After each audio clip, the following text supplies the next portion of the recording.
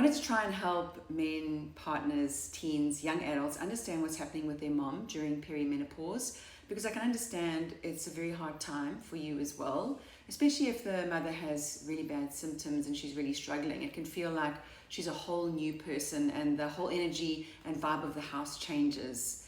There's things that you can do, all of you, to help the situation, but to do that, you need to understand what's happening. So I've got an analogy here which I think might be helpful. If you imagine this is your mom or wife when you meet her, and this is an indication of her energy and vitality. She's really strong, it's full. This is also her estrogen levels, which are her care hormones, which makes her, open to caring. And you can see she's really solid. So when you meet her, she's great.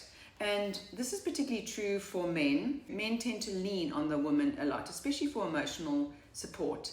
And the woman takes on the management of the house. Often the woman is a full-time working woman as well. So she's in a work environment where she's still trying to prove herself in a man's world, and she's doing all the work at home. She's got this mental load. So physically, mentally, she's working like at 110% all the time.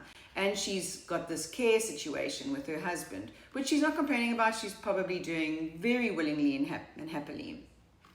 And then when the first child comes, that's an extra burden, because this child then leans on the mother as well. So now the mother has the pressure of these people leaning on the mother, but she's also got the pressure of the house, the pressure of the management of the family, and this full-time job. There's a lot to care for, but her energy and vitality is still high. She's still got these care hormones that are helping her manage all these things and juggle all these balls. And then you add a third child.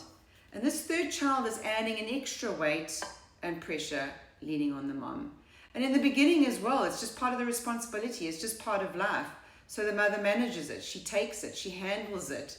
And without realizing it, all the different parts of the family are leaning in towards the mom, looking to the mom for emotional support, ensuring that everything's organized and managed, that the house is clean, that if anything goes wrong, mom's always there.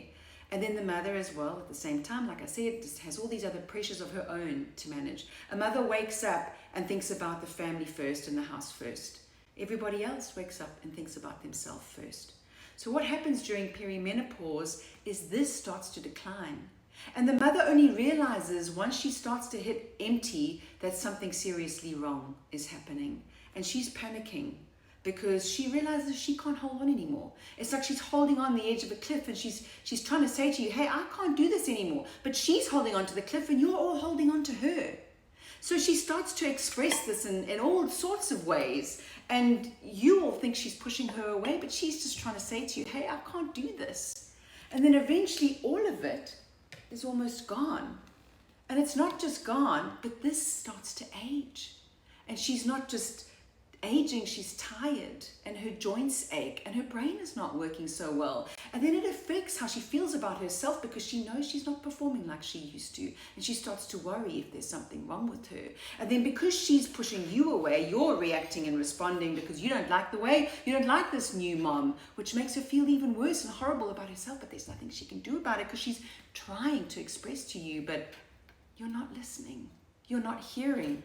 A lot of the time, you're still trying to lean, and she's trying to say, please don't, and you're leaning in harder, and she's just crumbling more and more and more. What she really needs from you at this time is to just step away, just manage yourselves, have some empathy, some independence, look after yourselves, be a bit more proactive in the house. And maybe, like if you really love her, let her lean on you, give her support, say, hey, let me take that for a little while.